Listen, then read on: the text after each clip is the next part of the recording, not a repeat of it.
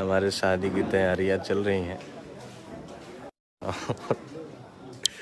भी ने और बहुत ही अच्छा देखिए, जैसे भोजपुरी का ही एक अंग है मगही, बहुत प्यारा अंग, वैसे हमें गा के बहुत अच्छा लगा।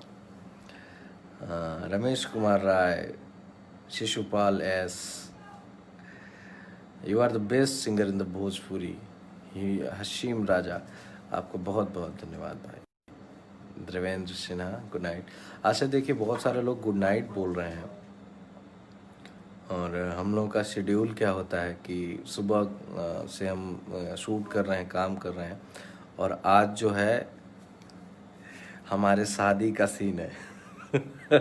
आज हमारी शादी होगी, और ऐसा सिचुएशन है इस फिल्म में कि एक नहीं दो दो लड़कियों से शादी होगी। तो आज हमें दूर तक जग, और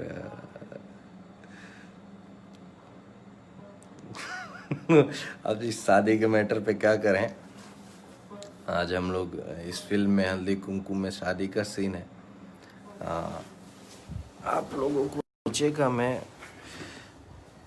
अगर कुछ दिखा सकता, नीचे की क्या स्थिति है, नीचे लाइटिंग वगैरह होगी।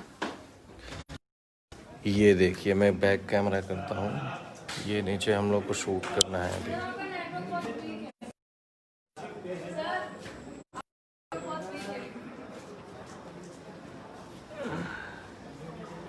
ये देखिए, हमारे शादी की तैयारियां चल रही हैं।